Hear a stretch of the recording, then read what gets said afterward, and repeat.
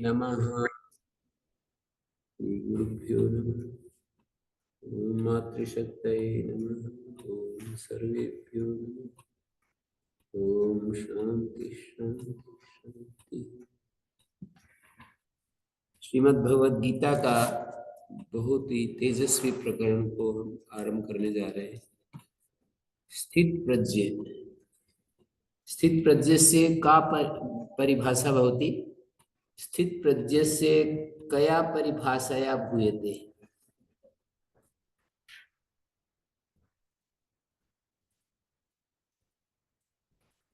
समाधिस्थस्य केशव। हे केशव, समाधिस्थस्य स्थित प्रज्ञ से कया परिभाषया भूयते? फिर ऐसे कह रहे हैं,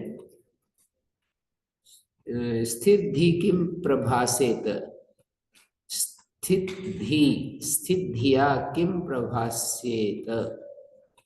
प्रभासेत कर्तृवाच्य प्रभास्येत। स्थित धी प्रथमा है, स्थित धिया। स्थित धिया किम प्रभासेत? स्थित धी के द्वारा कैसे बोला जाता है? और किम आसीत व्रजेत किम, कया रीत्या आस्येत और कया रीत्या व्रजेत। व्रजेत व्रजेत। ये जो लिंग लकार को हम कर्मवाच्य में लिंग में ही बदलेंगे तो यह आ जाएगा। स्थिति किम प्रभासेत, किम आसीत व्रजेत किम। यहाँ पर एक बड़ी महत्वपूर्ण बात आचार्य शंकर जी ने, आचार्य शंकर एक बहुत ही महत्वपूर्ण बात कहते हैं कि जो भी शास्त्रों में सिद्ध पुरुष के लक्षण कहे हैं वे साधक के लिए, साधक उनके लिए प्रयत्न करता है और सिद्ध पुरुष का स्वभाव होता है। सिद्ध पुरुष का तो स्वभाव होता है और साधक के वे साधक उनके लिए प्रयास करता है। ये पंक्ति मैं सुनाता हूं।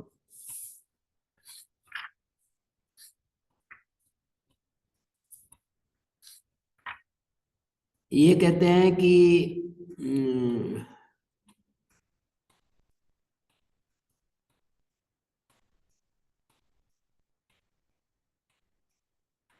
स्थित प्रज्ञ से लक्षण अनेन श्लोकेन पृच्छ्यते। स्थित प्रज्ञ का लक्षण यहाँ पर पूछा गया है। स्थित धी, स्थित प्रज्ञा स्वयं वा किम प्रभाषेत। स्थित प्रज्ञ वाला कैसे बोलता है, कैसे बैठता है, कैसे चलता है?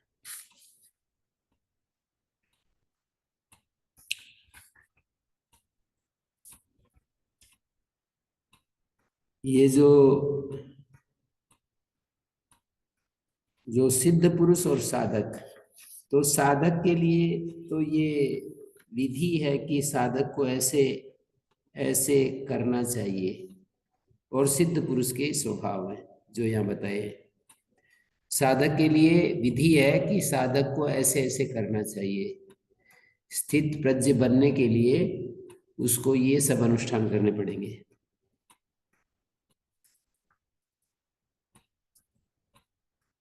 प्रश्न बीजम प्रतिलभ्ये, उन्होंने प्रजहाति यदा कामान सर्वान पार्थ मनोगतान आत्मन्येव आत्मना तुष्टा स्थित प्रज्ञ सदा उच्यते। तीनों ऐषणाओं से मुक्त हुआ सन्यासी आत्माराम आत्मक्रीड स्थित प्रज्ञ होता है। यदा कामान सर्वान पार्थ, हे पार्थ, मनोगत सारी कामनाओं को जब छोड़ देता है, माने उनका उनमें मन नहीं लगाता। छोड़ना यही है कि मन में प्रविष्ट हुई, हृदय में प्रविष्ट हुई जो कामनाएं, सर्व काम परित्यागे तुष्टि कारणाभावात् शरीर धारण निमित्त शेषे च सति। कहते हैं सारी कामनाओं का त्याग कर दिया, शरीर धारण के निमित्त मात्र बस जो कुछ करना है वो कर रहा है, तो वो तो फिर ऐसा हो जाएगा कि एक प्रकार से उन्मत्त प्रमत्त की तरह उसकी प्रवृत्ति होने लगेगी। तो कह रहे हैं नहीं, आत्मन्येव आत्मना तुष्ट, प्रत्येगात्म स्वरूपे आत्मनि एव, प्रत्येक आत्मा में ही आत्मना स्वेन बाह्य लाभ से निरपेक्ष हुआ कुछ भी बाहर कुछ पाने के लिए जो एक एक वो होती है, हमारी स्थिति होती है। परमार्थ दर्शन अमृत रस लाभेन, परमार्थ दर्शन रूप जो अमृत रस के लाभ से अन्यस्माद अलम प्रत्यवान, अन्य सब चीजों से बस हो गया, बस हो गया है बस।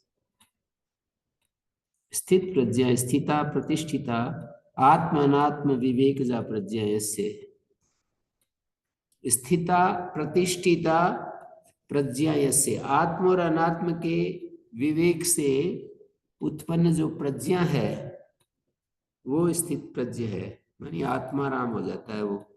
त्यक्त पुत्र वित्त लोकेशना, पुत्रेशना वित्तेशना और लोकेशना, तीनों ऐष्णाओं को त्याग करके आत्माराम आत्म क्रीड हो जाता है। तो ये पहला श्लोक है जिसमें ये बताया है कामनाओं को छोड़ करके, जो कामनाएं मन में आती रहती है तरह तरह की, मुझे ये करके दिखाना है, मुझे ये बनना है, मुझे ये पाना है, कामनाएं जो आती रहती हैं हर मनुष्य के अंदर आती है,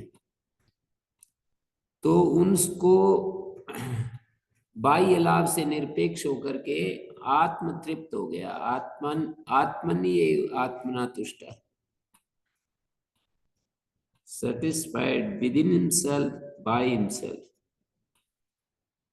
within himself by himself, ऐसा संतुष्ट हो गया है अपने में ही, अपने ही द्वारा, किसी अन्य साधन के द्वारा नहीं।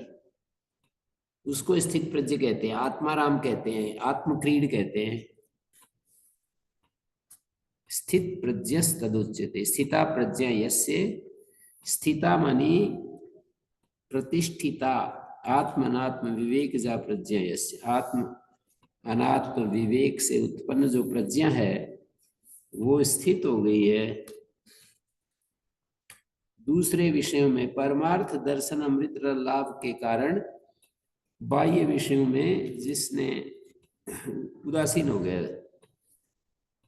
अब ऐसे ऐसे ही सारे श्लोकों में कहा है, दूसरे में कहा, हाँ तो इसमें व्याकरण की प्रक्रिया और बता देता हूं। प्रजहाति यदा कामन, यदा सर्वे कामा मनोगता सर्वे कामा, हे पार्थ, यदा हीयन्ते प्रहीयन्ते, प्रजहाति लट लकार कर्तृवाच्य है, प्रहीयन्ते ये कर्मवाच्य हो गया। आत्मन्येव आत्मना तुष्ट स्थित प्रज्ञस्तदुच्यते, आत्मन्येव आत्मना तुष्टम स्थित प्रज्ञम तदा आहु, तदा ब्रुवन्ति, तदा आहु विद्वांस। आत्मा में ही आत्मा के द्वारा तुष्ट स्थित प्रज्ञ कहा जाता है। स्थित प्रज्ञम आहु, आत्मन्येव आत्मना तुष्टम स्थित प्रज्ञम तदा आहु, आत्मन्येव आत्मना तुष्ट स्थित प्रज्ञस्तदा उच्यते। ये कर्मवाच्य का प्रयोग है, इसको कर्तृवाच्य में बदलेंगे तो आत्मन्येव आत्मना तुष्टम स्थित प्रज्ञम तदा आहु, तुष्टम स्थित प्रज्ञम तदा आहु। दुखेषु अनुद्विग्न मना सुखेषु विगत स्पृहा वीतराग भय क्रोध स्थित प्रज्ञा स्थित धी मुनिरुच्यते। कहते हैं दुख आने पर, तीन दुख होते हैं जन्म ही बंधन है, ऐसा कल पूछ रहे थे विजेंद्र जी। तो जन्म होते ही 3 दुख शुरू हो जाते हैं, पीछे लग जाते हैं। आध्यात्मिक दुख, आदि भौतिक दुख, आदि दैविक दुख। आदि दैविक दुख तो ये सब जो बहुत वर्षा, बहुत सर्दी, बहुत गर्मी, और आदि भौतिक जो मच्छर मक्खी, किसी व्यक्ति के द्वारा हमें हानि पहुंचाई जाती है, किसी पशु के द्वारा, आदि भौतिक, और अपने ही मन और इंद्रियों की चंचलता से जो दुख होते हैं, आध्यात्मिक दुख। अपने अज्ञान के अविवेक के कारण हमारा मन हमारे वश में नहीं रहता है। हाँ, पूरा कोई स्वराट बन गया, अपने सब कुछ अपने वश में रहता है, उसको तो खैर कोई दुख नहीं है, ना कोई भय है ना कोई दुख है। जैसे कि कोई व्यक्ति, उपनिषद स्वराट बनने की बात कहती है, तो ऐसे व्यक्ति को तो फिर कोई दुख नहीं है। यहाँ पर कहा दुखेशु अनुद्विग्न मना। हम्म। तो ये जो ज्ञान के अभाव से दुख का अनुभव होता है और धन के अभाव से दुख का अनुभव होता है, वो कौन सी श्रेणी में है? आध्यात्मिक, आदि भौतिक? धन के अभाव में जो होते हैं वो तो आदि भौतिक दुख है, और ज्ञान के अभाव में तो आध्यात्मिक दुख है। ओम गुरु जी। हम्म। जी आत्मन्येवात्मनः तुष्टः, ये क्या है, मतलब इसका अर्थ जानना। आत्मन्येव आत्मना तुष्ट तो यही है कि बाह्य किसी भी वस्तु से हमें संतोष मिलता है ना, पैसे मिल जाएं, साधन मिल जाएं, बाहर की दुनिया की जितनी भी चीजें हैं वो मिल जाएं, तो हमारे को अच्छा लगता है। हम संतुष्ट बाहर की चीजों से होते हैं। विवाह संस्था भी इसी पर टिकी हुई है। स्त्री पुरुष जो है, स्त्री पुरुष से संतुष्ट होती है, पुरुष स्त्री से संतुष्ट होता है, बाहर हो गया ना। इसी तरह पैसे से संतुष्ट होते हैं, सम्मान से संतुष्ट होते हैं। हमें बाहर से कोई व्यक्ति, हमें बाहर से सम्मान मिलता है तो उससे हमें अच्छा लगता है। कोई बहुत बड़ा हमें वो सम्मान देते हैं, सरकार के लेवल पर मिलता है तो और भी बड़ा गौरव हो जाता है। तो ये बाहर से जितने भी सुख मिलते हैं उनसे निरपेक्ष होने का नाम है आत्मन्येवात्मना तुष्ट। बाह्य लाभ जो भी प्राप्त करने के लिए मनुष्य लगा हुआ है उससे निरपेक्ष होना, यह आत्मन्येवात्मना तुष्ट है। और परमार्थ दर्शनामृत रस लाभ के कारण से बाहर की चीजें सब हमारे लिए वो हो गई, निरर्थक हो गई। या अन्य स्माद अलम प्रत्यवान, अन्य सब साधनों में उसका वो हो गया अलम प्रत्यय। अलम प्रत्यय का अर्थ है बस मुझे कुछ नहीं चाहिए। जैसे भोजन करते करते हमारे को एक बिंदु ऐसा आता है ना कि बस नहीं चाहिए, फिर भी आपको जबरदस्ती दे देते हैं। फिर दूसरी बार भी मान लीजिए दे दे, तीसरी बार तो मुश्किल हो जाएगी, फिर आपको यूं कहेंगे नहीं चाहिए, बिल्कुल नहीं चाहिए, आप उठ करके भाग जाओगे। एक बार तो खैर ले ही लेते हैं आदमी, पर दूसरी बार थोड़ा दुख सह करके ले लेते हैं कि भाई चलो अब ये नहीं मानता है तो ले। तीसरी बार जो हट करने लगे तो फिर तो सुख नहीं दुख हो जाता है। तो इस तरह से बाहर की सारी चीजें ऐसी लगने लगे कि भाई इससे तो बहुत परेशानी हो जाएगी मेरे को। इच्छा तो है नहीं और परेशानी परेशानी दिखती है।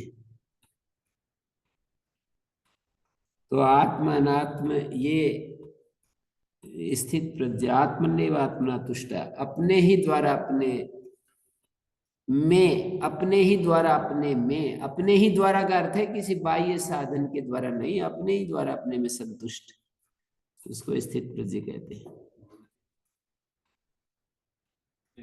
हाँ जी। कि अभी कहा था कि परमार्थ का दर्शन, परमार्थ दर्शन, परमार्थ के दर्शन से जो कामना है वो छूट जाती है। हाँ, यानी कि जो संसार का सुख वो छूट जाता है, हैं? संसार का जो सुख है वो एकदम विरस हो जाता है, नीरस हो जाता है। नीरस हो जाता है। तो ये हो कैसे सकता है, हैं? कैसे हो सकता है, हैं? ये संभव कैसे हो सकता है? ये कैसे हो सकता है? हाँ, क्योंकि हम तो सुख का अनुभव तो संसार से ही जान रहे हैं, और हमें तो केवल कैसे हो सकता है? हाँ, किसी किसी एक व्यक्ति को देख करके हमें दिखाई नहीं देता कोई ऐसा व्यक्ति, इसलिए लगता है कि ये तो कल्पनाएं हैं, केवल बात बात हैं। पर कोई कोई एक व्यक्ति, श्री कृष्ण जो है ना, वो तो ऐसे ही है। श्री कृष्ण तो ऐसे ही है। श्री कृष्ण को यदि देखें उठा करके तो ये तो ऐसे ही है जैसे ये कह रहे हैं। मैं तो कहता ही रहता हूँ कि श्री कृष्ण की जीवनी है ये, श्री कृष्ण की दृष्टि भी है, श्री कृष्ण की स्थिति भी है। यहाँ एक व्यक्ति भी यदि हो गया है तो फिर दूसरे भी हो सकते हैं। वो मैंने एक दिन कहा था ना कि अवतार की व्याख्या इन्होंने बहुत अच्छी की है, श्री अरविंद ने। दूसरे लोग तो भगवान के अवतार हैं, वो अवतार तो सब कुछ कर ही लेगा, उसमें क्या महिमा है। जो भगवान का अवतार ही हो गया वो तो सब कुछ कर ही डालेगा, उसमें उसकी बड़ाई क्या है। भगवान तो सर्वसमर्थ है, वो तो कर ही देगा। श्री अरविंद ने इसको ऐसे लगाया कि वो हमारे सामने एक उदाहरण दे रहे हैं कि तुम भी वही हो जो मैं हूं। अर्थात मैं ऐसा नहीं हूं कि मैं बिल्कुल एकदम से तुमसे अलग थलग हूं और मैंने तो कर दिया और तुम जो है अब मेरे को मेरी बड़ाई कर करके ही खुश हो, मेरी प्रशंसा कर करके ही खुश हो जाओ। तुम भी वही हो जो मैं हूं, ऐसे संगति लगाइए अवतार। आर्य समाज की पृष्ठभूमि में यही तो कहते हैं कि वो एक महापुरुष थे और महापुरुष और भी ऐसे ही हो सकते हैं। वे एक महापुरुष थे और महापुरुष होने के नाते दूसरे लोग भी उसी तरह के हो सकते हैं। श्री अरविंद ने यह कह दिया कि वो अवतार थे और अवतार का जो संदेश है वो ये है, अवतार का जो संदेश है वो ये है कि तुम भी अपनी अंतर्निहित प्रकृति में वही हो जो मैं हूं। अंतर्निहित हीरे हो रूड फॉर्म में, रूड हीरे हो, मैं तरासा हुआ हीरा हूं, तुम खान से निकले हुए रूड फॉर्म में हीरे हो। बस इतना ही अंतर है। अवतार ये सिखा रहे हैं कि मैं तरासा हुआ हीरा हूं, तुम जो है बिना तरासे हुए हीरे हो। अपने को तरासो, मेरे ही तरह जियोगे।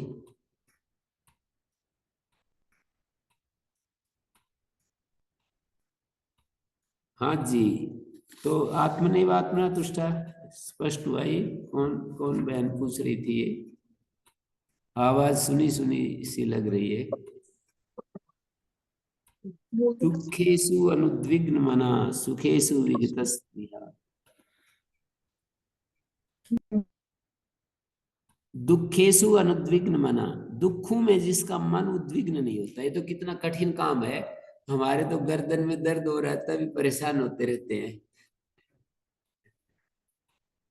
कितने भी दुख आए उसमें उद्विग्न नहीं होता वो। शरीर के स्तर पर दुख जो है ज्यादा पीड़ा कष्ट का कारक होते हैं।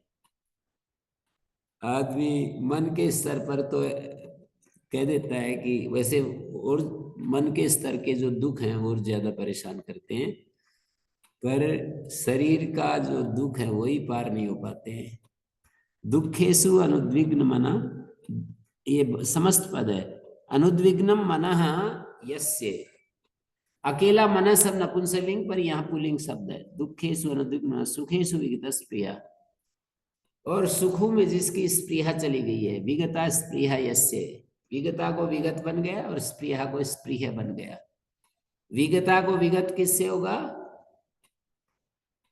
छठे अध्याय के तीसरे पाद का 33 नंबर सूत्र है।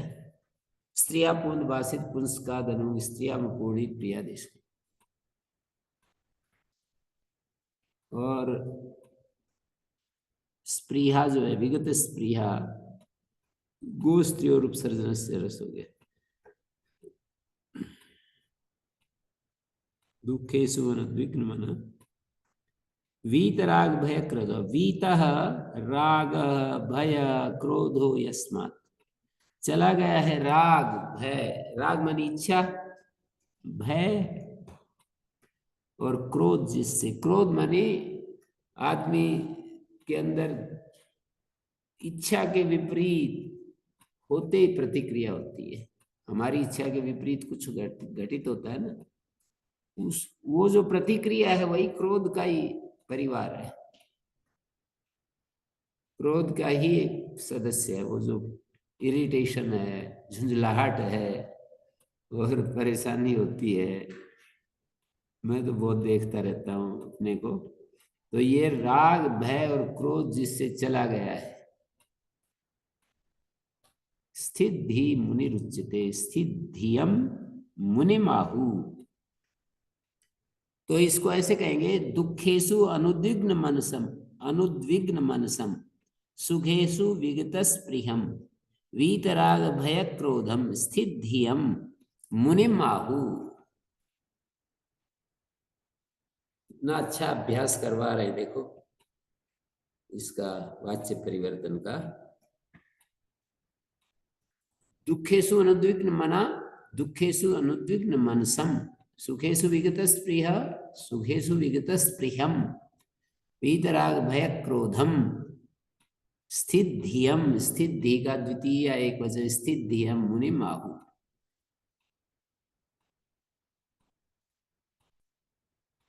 सुखेषु प्राप्तेषु विगता स्प्रिया तृष्णा है, सुख प्राप्ति में जिसकी तृष्णा चली गई। सुखेषु प्राप्तेषु, सुख के प्राप्त होने पर,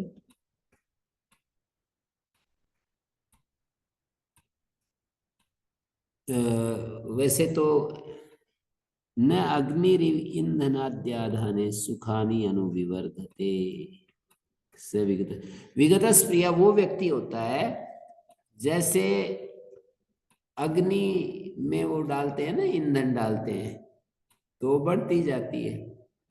तो यहाँ पर आचार्य ने एक पंक्ति लिखी है, न अग्निरिव, अग्नि की तरह ईंधन आदि के आधान में सुखानी अनु, सुख के पीछे पीछे इच्छा जो है बढ़ती नहीं है।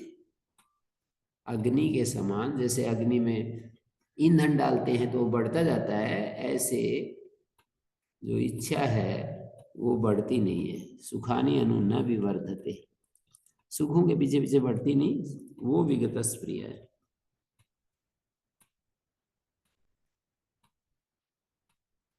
काष्ठ आज्यादि निधाने, काष्ठ और घी को डालने से जैसे अग्नि बढ़ती है, वैसे सुख प्राप्ति में जिसके सुखानी, यस्य सुखानी नानु विवर्धन्ते, सुख प्राप्ति में जिसके सुखों की लालसा बढ़ती नहीं है। अन्न प्राप्त हो यथा अन्न इच्छा निवर्तते पुंसः, जैसे अन्न प्राप्त हो गया तो अन्न की इच्छा तो चली जाती है उतनी देर के लिए। तो भूख लग रही हो, अन्न प्राप्त हो गया तो अन्न की इच्छा चली गई। धन प्राप्त हो, धन इच्छा चली जाती है, नहीं जाती। भोजन प्राप्त होने पर तो भोजन की इच्छा चली जाती है उसी समय, पर धन प्राप्त होने पर धन की इच्छा उसी समय कहाँ चली जाएगी, बनी रहती है। धन प्राप्त होने पर, सम्मान प्राप्त होने पर सम्मान की इच्छा चली जाए ऐसा नहीं होता। और बड़ा सम्मान की इच्छा जागृत हो जाती है। तो ये है चक्कर पूरा। सुख प्राप्तो भी सुख इच्छा न निवर्तते, सामान्य रूप से यही है। धन प्राप्ति में धन की इच्छा नहीं जाती, सुख प्राप्ति में सुख की इच्छा नहीं जाती। किसी व्यक्ति को सारे सुख मिल जाएं तो क्या सुख इच्छा चली जाएगी? यही रहता है ना, पुनरपि तो अधिकम में सुखम स्यात्, इससे बड़ा सुख हो, इससे बड़ा सुख हो, फिर उसकी कंटिन्यूटी हो। जैसे प्रधानमंत्री जी बन गए एक बार प्रधानमंत्री, तो उसकी कंटिन्यूटी चालू हो जाती है कि ये अगली बार भी, उससे अगली बार भी, अगली बार भी, जब तक जिए तब तक चलता रहे। तो ये बात है, सुखेच्छा बढ़ती जाती है। जैसे काष्ठ और घी को पाकर के अग्नि शांत नहीं होती, और भी ज्यादा बढ़ती जाती है। नाग्निस्तृप्यति काष्ठानाम, इस न्याय से बढ़ती जाती है। अग्नि की काष्ठ आदि से तृप्ति नहीं होती ना।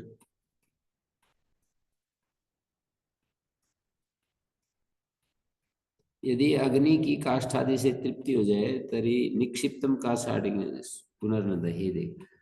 अग्नि की यदि कल्पना करते हैं हम, अग्नि की तृप्ति हो गई मान लीजिए काष्ठ से, तो फिर और काष्ठ डालने पर अग्नि जलेगी नहीं। बस अग्नि में काष्ठ डाले और वो अग्नि हो गई तृप्त, तो वो काष्ठ डालते रहो, जलेगी नहीं। समझाने के लिए ऐसा समझ सकते हैं। सुख सुख की इच्छा यदि हमारी सुख प्राप्ति में चली जाए तो क्या स्थिति होगी? सुखों का अंबार लग जाए पर वो सुख, चारों तरफ सुख की बाढ़ आ जाए, फिर भी इच्छा नहीं होगी उसके प्रति। सुख की बाढ़ आने पर भी सुख में इच्छा नहीं होगी। लोक में ऐसा देखा नहीं जाता। जैसे क्या देखा जाता है लोक में? अग्नि जब उसकी ज्वालाएं और बढ़ती हैं तो और ज्यादा लपलपाने लगती है, और काष्ठा हो, और काष्ठा हो, चाहते ही एकदम से भस्म कर देती है। पहले तो धीरे धीरे करती है, बाद में तो काष्ठ जो है ना, अग्नि बढ़ जाए तो और ज्यादा तेजी से भस्म कर देती है। तो सुख प्राप्ति से सुखेच्छा की निवृत्ति नहीं, इसलिए इन्होंने कहा सुखेषु विगत स्पृहा, दुखेषु अनुद्विग्न मना।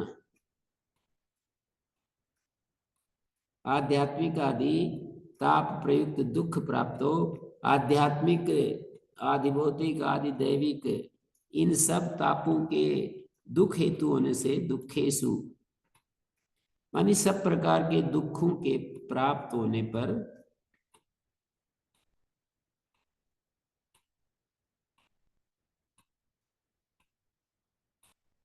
दुख प्राप्ति होने पर कोई व्यक्ति बिरला ही होगा जिसका मन उद्विग्न न हो।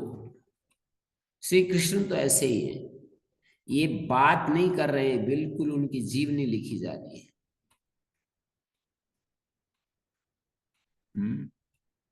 सुखेषु विगत प्रिया, कैसे व्यक्ति हुए हैं ये तो बस, तभी तो भगवान के अवतार है, तो ऐसे कहने लगे।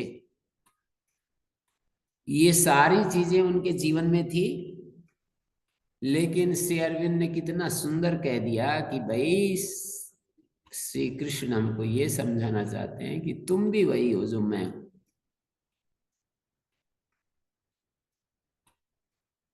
बस ऐसा यदि अवतार की व्याख्या करें तब तो फिर क्या है, फिर तो क्या दिक्कत है? आर्य समाज को भी शायद दिक्कत नहीं होगी फिर तो।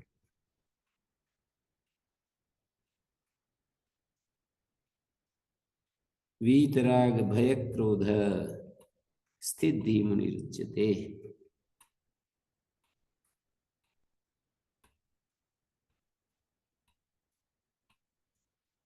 जब मुनि ऐसा होता है तो स्थित प्रज्ञ कहा जाता है। यदा तदा की अनुवृत्ति ले लेंगे ऊपर वाले श्लोक से, ऊपर है ना, यदा प्रजाहाति यदा कामान सर्वान पार्थ मनोगतान आत्मन्नेवात्मना तुष्टा स्थित प्रज्ञस् तदा उच्यते। यदा तदा है ना, जब ऐसा होता है तब मुनि कहलाता है। पहले श्लोक में यदा तदा है, उस यदा तदा को यहां भी ले लो।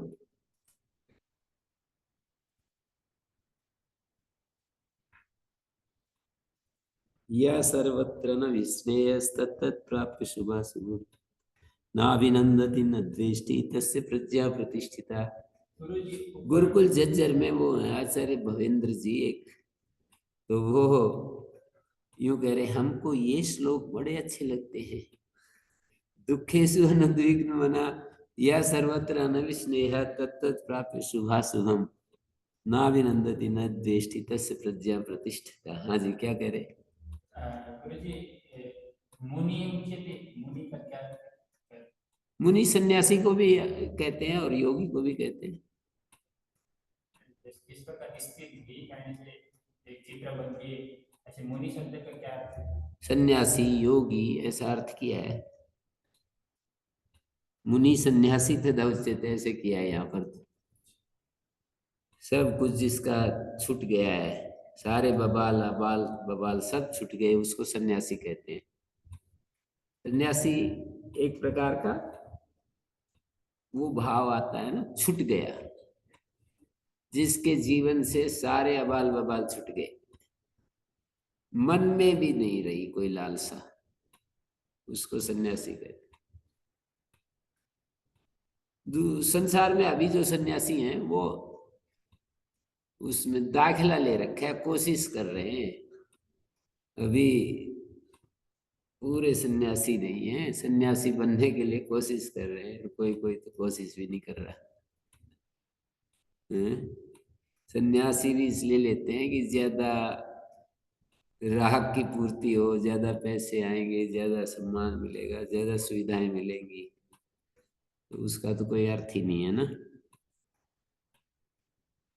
वहां पर योगी अर्थ किया है, बृहदारण्यक में भी मुनि शब्द आया, वहां पर योगी अर्थ, यहाँ पर सन्यासी अर्थ, एक ही बात है, योगी कह लो सन्यासी कह लो। यह सर्वत्र अनभिस्नेह, सब जगह जिसका कोई लगाव नहीं बचा। अनभिस्नेह का अर्थ है सब जगह दुनिया में, धन में भी, सम्मान में भी, पुत्र में भी, शिष्य में भी, और ये जो पद में भी, कुछ करके दिखाने में भी, कहीं पर भी जिसका लगाव नहीं बचा। तत्तत् प्राप्त शुभाशुभम कह दिया ना, उस शुभ और अशुभ के प्राप्त होने पर अभिस्नेह वर्जित है। जो मुनि सर्वत्र देह जीवित आदि शोपी अनभिस्नेह।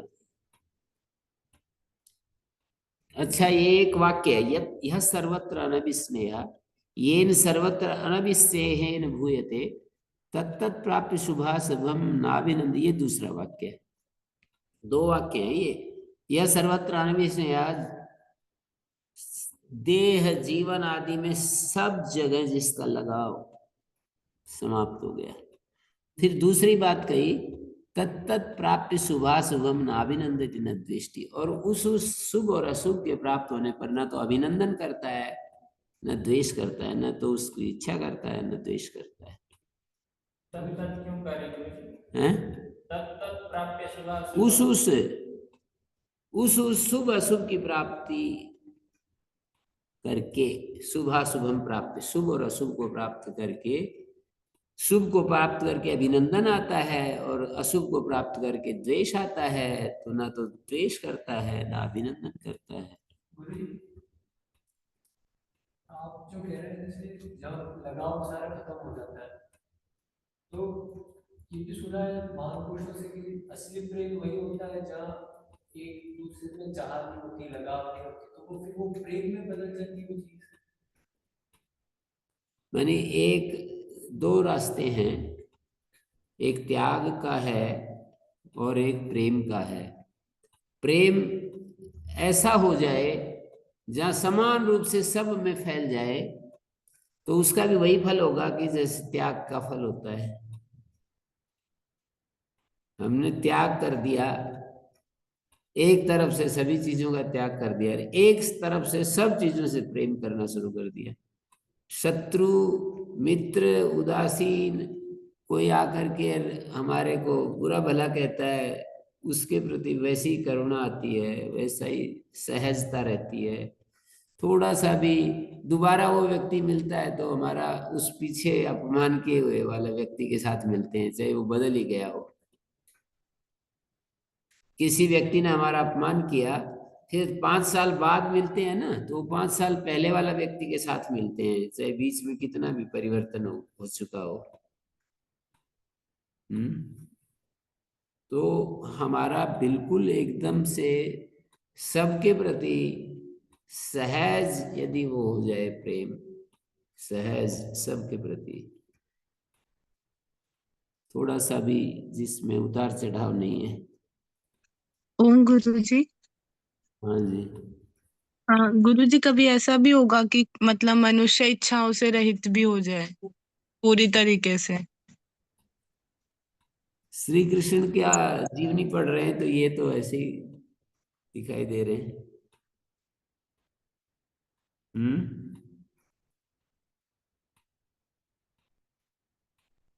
जो जितना प्रयत्न करेगा उसको उतना मिल जाएगा। श्री कृष्ण तो हो गए, हम भी हो सकते हैं, हम प्रयत्न करेंगे तो।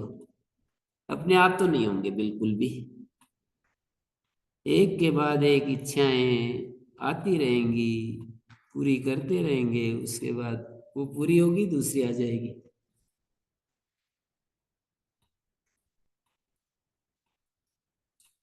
स्वामी शरणानंद जी महाराज कहते हैं, इच्छाओं की निवृत्ति तो संभव है, पूर्ति संभव नहीं। इच्छाओं की निवृत्ति तो की जा सकती है पर पूर्ति नहीं हो सकती।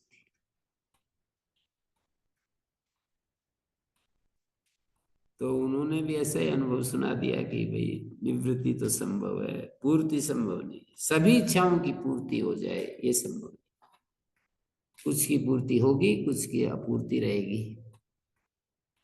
निवृत्ति तो एक तरफ से सबकी हो सकती है, पर पूर्ति के रास्ते पर चलेंगे तो कुछ की पूर्ति होगी, कुछ की नहीं होगी। कुछ पूर्ति हो जाएगी, कुछ नहीं, रह जाएंगी। तो नाभिनंदति न द्वेष्टि येन सर्वत्र अनभिस्नेहेन भूयते तत्तत् शुभाशुभम प्राप्य नाभिनंद्यते न च द्विष्यते तस्य प्रज्ञया प्रतिष्ठितया भूयते। हर्ष विषाद वर्जित तस्य, हर्ष और विषाद से रहित विवेक जा प्रज्ञा प्रतिष्ठिता भवति, स्थिरा भवति, प्रतिष्ठित होती है, उसकी प्रज्ञा प्रतिष्ठित होती है। तस्य प्रज्ञा प्रतिष्ठिता, इसका अर्थ है वो स्थित प्रज्ञ है। मानी हर्ष और विषाद के प्रसंगों में कैसा होना चाहिए?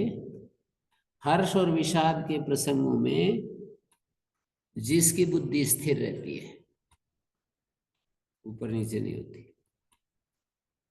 यह सर्वत्र अनभिस्नेहेन भूयते, इतना एक वाक्य हो गया जो सब जगह लगाव रहित हो गया है, अभिस्नेह वर्जित हो गया। लगाव, अभिस्नेह का अर्थ यहाँ पर लगाव, लगाव रहित हो गया। तत्तत् प्राप्य शुभाशुभम, तत्तत् शुभम अशुभम व लब्ध्वा, उस शुभ अशुभ को प्राप्त करके ना तो अभिनंदन करता है न द्वेष करता है। शुभ को पाकर के आदमी अभिनंदन करता है, अशुभ को पाकर द्वेष करता है। तो ये व्यक्ति तो ना अभिनंदन करता है न द्वेष करता है। ऐसे समझ लो, खूब अच्छा खिलाड़ी कोई फुटबॉल मैच खेल रहा है, खूब अच्छा खेल रहा है, खूब अच्छा, पूरी शक्ति लगा दी, और विश्व कप अंतिम बॉल उसी कैप्टन ने अंतिम किक लगाई और बॉल हो उसके वो हो गई, क्या बोलते हैं, गोल हो गई, गोल हो गई और विश्व कप मिल गया। इतनी बड़ी उपलब्धि हो गई उसके, उसको फिर इनाम में सैकड़ों सैकड़ों करोड़ रुपए मिलते हैं। तो उसको तो कुछ भी नहीं हलचल हुई,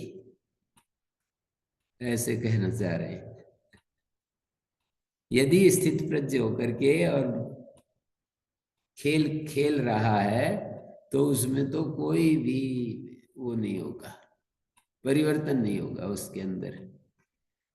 जैसे कि खिलाड़ी उछलने लगते हैं, एक दूसरे के ऊपर कंधों पर बैठ जाते हैं और क्या क्या करते हैं पता नहीं, वो तो बिल्कुल एकदम से शांत अपनी सहज अवस्था में रहेगा। किक तो जोर से मार दी पर अब उसके बाद गोल भी हो गई, बस उसके बाद कुछ हुआ ही नहीं, शांत बस ऐसा अंदर एकदम स्थिर हो गया, अपना काम करके और स्थिर हो गया।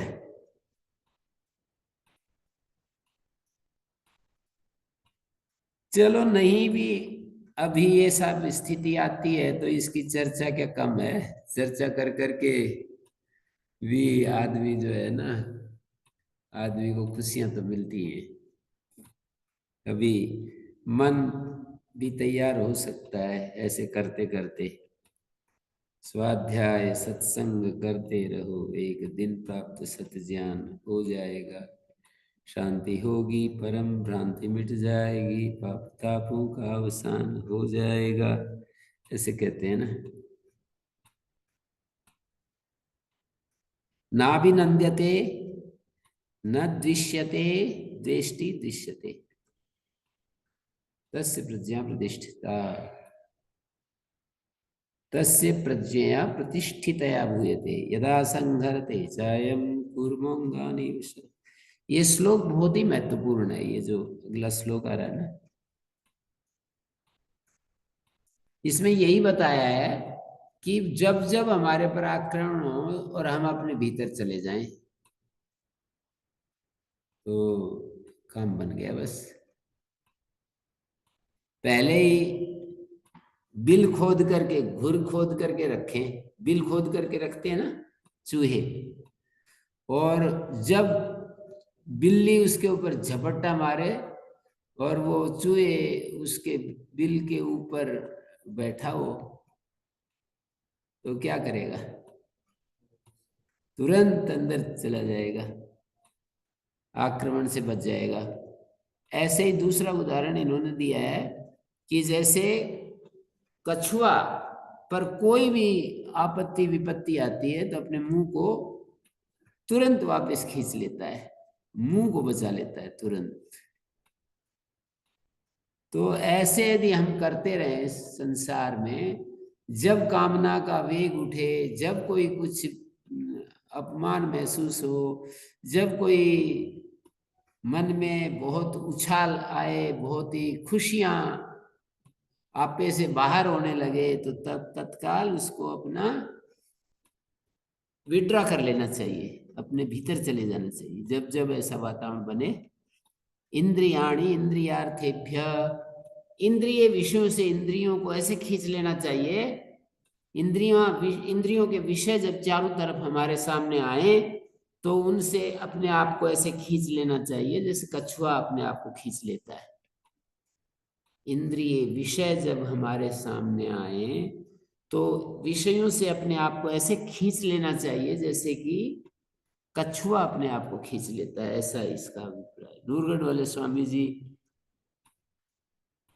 कोई गया था, मैंने कहा कि हमारे लिए भी कुछ आशीष, कुछ आशीर्वचन, तो उन्होंने आशीर्वचन यही भेजा कि कछुआ वाले उदाहरण को सामने रखना चाहिए। हैं?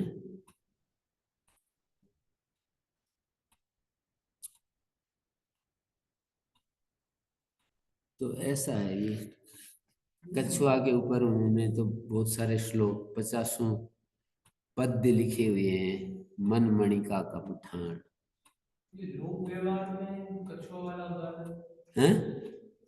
लोक व्यवहार में कछुआ दो जैसे जो लोक व्यवहार मतलब समाज में जो व्यवहार करते हैं उसमें फिर कछुआ वाला कछुआ वाले का मतलब यह है कि जो भी आकर्षण चारों तरफ, आकर्षण हमारे मौत होते हैं, भय हमारी मौत होती है, इच्छाएं हमारी मौत होती है साधक के नाते, ये सारी चीजें हमारी मृत्यु के रूप में आती हैं।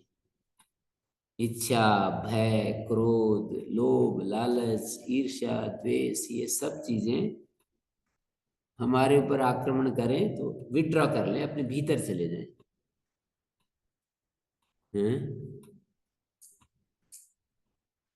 ठीक है।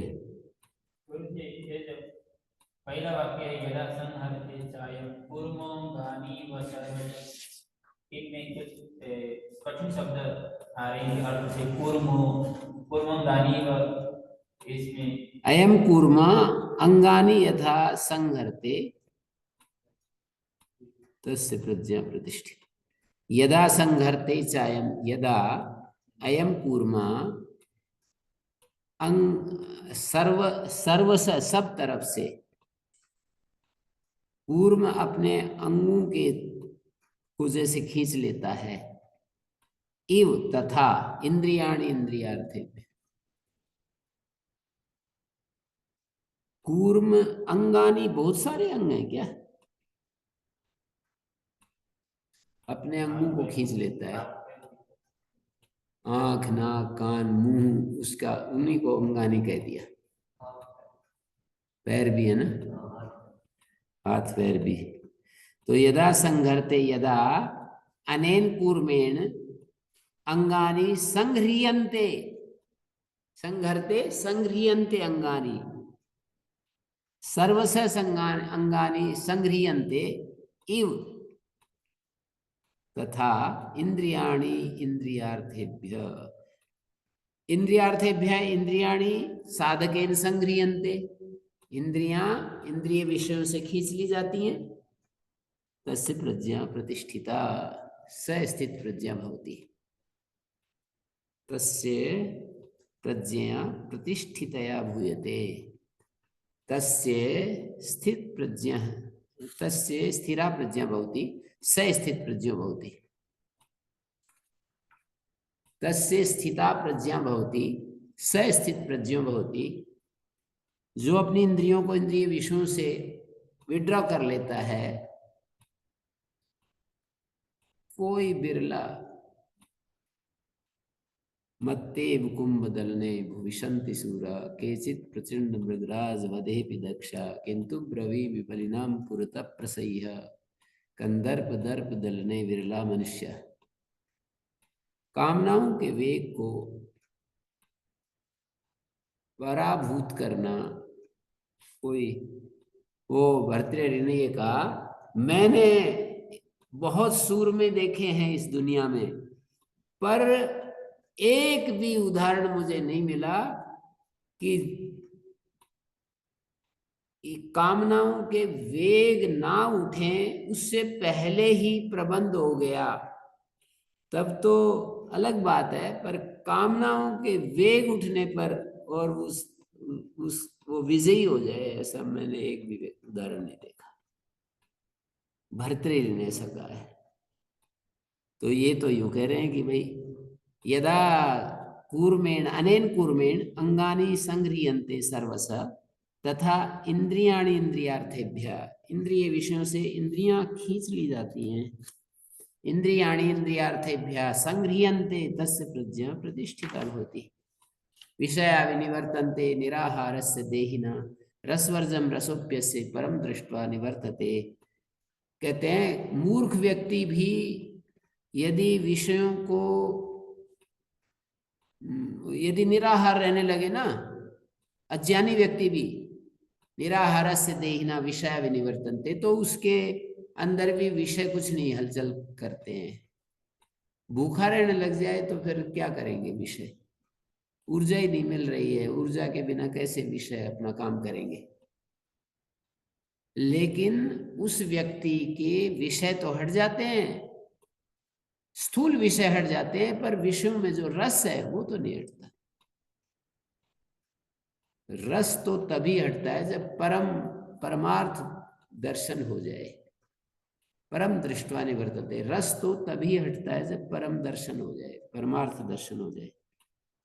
रस वर्जम, वर्जम यहाँ अमूल प्रत्यय द्वितीयांश से रसम वर्जयित्वा, ऐसा अर्थ है रस वर्जम का।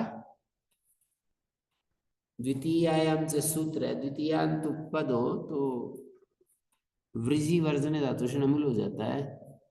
तो भाष्यकार ने कहा अनार्ह्यमाण विषय से कष्टे तप से स्थित से, कष्टकारी तप में कोई व्यक्ति स्थित हो गया, मूर्ख से अपनी निवर्तनते विषया, मूर्ख व्यक्ति के भी विषय तो हट ही जाते हैं। रस वर्जम, रस राग विषयेषु, कहते हैं विषयों में जो राग है ना उसको छोड़ करके हटते हैं। रस यहाँ पर राग में प्रसिद्ध है, और वो रस, वो राग भी तस रसोपि अस्य, वो राग भी परम दृष्ट्वा निवर्तते, परम को देख करके निवृत्त हो जाता है। विषया विषयी निवृत्यते, निराहारस्य देहवता विषयी निवृत्यते, विषय निवर्तन्ते कर्तृवाच्य निवृत्यते भाववाच्य। रसवर्जम निवृत्यते, रसम वर्जयित्वा विषये निवृत्यते। रसोपि अस्य साधकस्य रागोपि अस्य साधकस्य परम दृष्ट्वा, रसेनापि अस्य साधकस्य परम दृष्ट्वा निवृत्यते। रस भी जो है परम को देख करके निवृत्त हो जाता है। रसेनापि अस्य परम दृष्ट्वा निवृत्यते।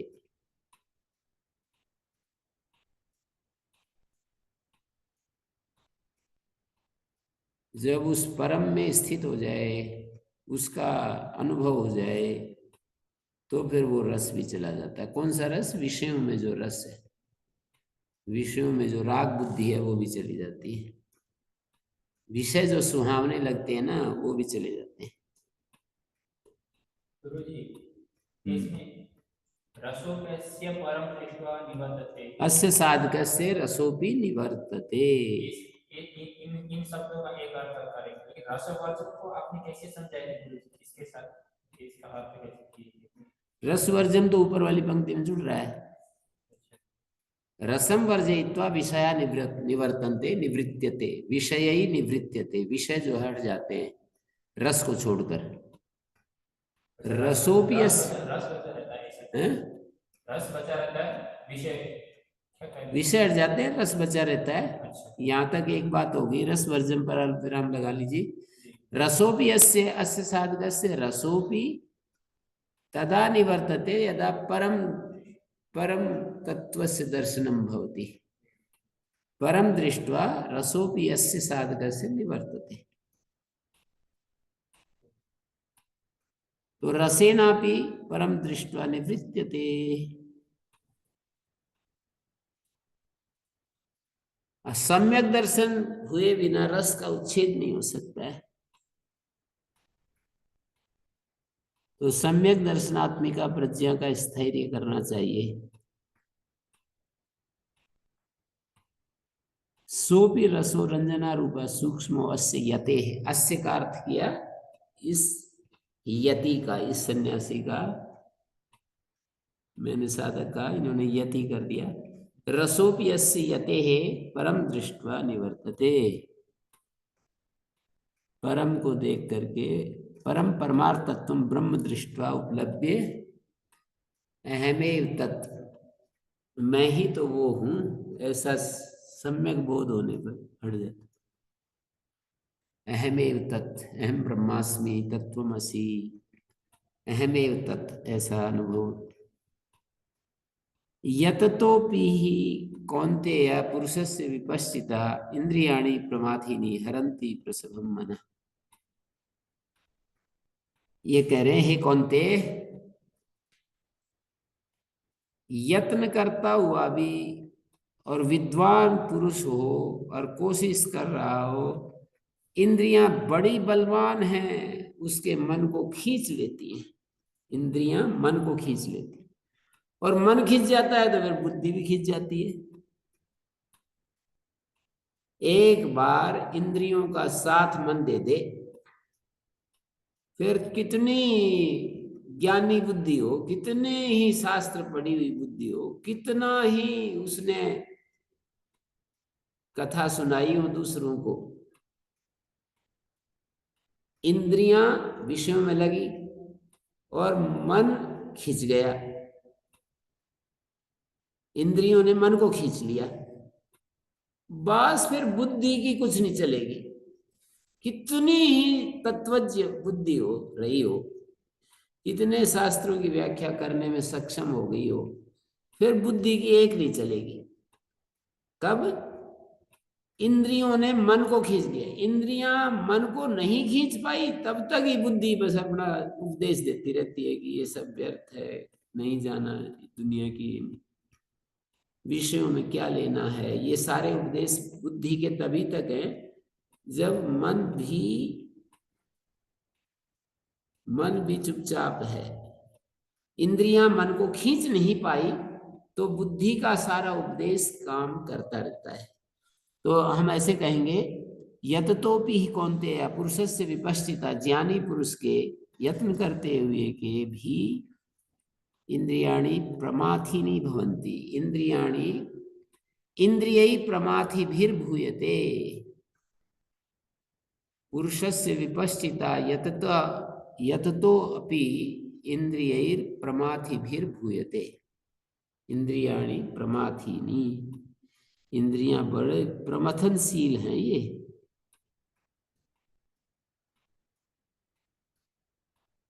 प्रमथनशीलानि विषयाभिमुखमि पुरुषम विक्षोभयन्ति आकुली कुरुन्ति। विषयाभिमुख जो मनुष्य होता है उसको आकुल कर देती हैं इंद्रियां। आकुलीकृत्य प्रसभम का अर्थ होता है जबरदस्ती मन को खींच लेती है। पश्यतो विवेक ज्ञान युक्तम मनः यतः तस्मात्। विवेक विज्ञान युक्त जो मन है ना, वो भी पश्यतो विवेक विज्ञान युक्तम मनः यतः तस्मात्। क्या अर्थ हो गया? प्रसवम इत्यस्य यावदर्थम प्रकाशमेव। पश्यता माने पश्यता पुरुषस्य, पश्यतः पुरुषस्य विवेक विज्ञान युक्तम मनः विपश्चित कीदृशं मनोहरन्ति। विवेक विज्ञान युक्त जो मन है ना उसको भी खींच लेती है। आत्मा एकैव अनवद्य विषयस्तु दुष्ट एव इति जानता एव पुरुषस्य मनः प्रकाशमेव इंद्रियाणि विषयाभिमुखं कृत्वा व्याकुलीकृत्य निष्प्रज्यं कुर्वन्ति। आत्मा ही एक अनवद्य है भाई, एक पवित्र चीज तो आत्मा ही है, विषय तो दुष्ट ही है। ये सारी चीजें जानता हुआ व्यक्ति हो ना, उसके मन को भी प्रकाशमेव, अरे बिल्कुल देखते देखते उसका काम कर देती है इंद्रियां। ये सब देखते देखते उसको ऐसे भींच देती है। बिल्कुल भींचना कहते हैं हरियाणा की भाषा में, ऐसे जैसे कि कोई फल को हम ऐसे भींच दें तो ऐसे वो फूट जाता है ना।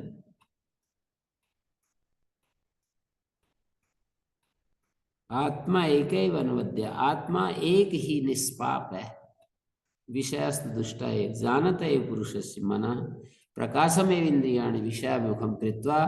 प्रकाशमेव मतलब साक्षात बिल्कुल देखते देखते जैसे इंद्रियां विषयाभिमुख करके व्याकुल कर देती हैं। निष्प्रज्यम कुर्वन्ति, प्रज्ञा रहित कर देती हैं।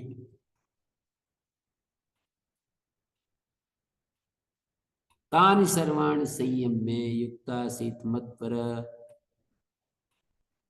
उन सारी इंद्रियों को सर्वाणी तानी इंद्रियाणी संयम में वशीकार करके युक्त आसीत, युक्त मानी समाहित होकर के रहे। वशे ही अस्य इंद्रियाणी तस्य प्रज्ञा प्रतिष्ठिता, जिसके वश में इंद्रियां हैं उसकी बुद्धि स्थिर होती है। श्री अरविंद का एक वाक्य मेरे को याद आ रहा है, उन्होंने लिखा कि भारतीय शास्त्रों में इंद्रियों को वश में करने के लिए जितना उपदेश दिया गया है, अन्य किसी भी विषय पर इतना जोर नहीं दिया जितना इंद्रियों को वश में करने की बात कही, इतना और किसी भी विषय पर इतना जोर नहीं दिया।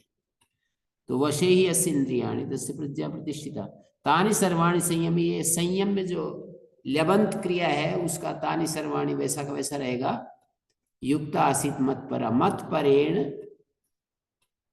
युक्तेन भूयेत, युक्त आसीत मत्परा, मत्परायण होकर के अहम परो यस्य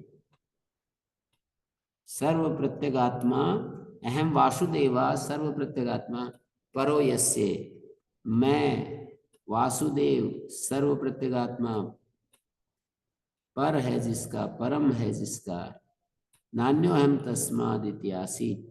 युक्त आसीत का अर्थ है मैं उससे अलग नहीं हूं, ऐसा करके रहे। एवं आसीनस्य यते, ऐसा जो यति करता है तो अभ्यास बल से उसकी बुद्धि स्थिर हो जाती है।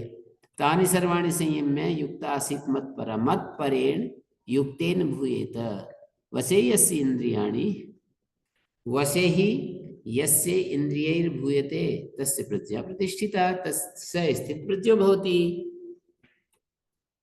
ओम शांति शांति शांति।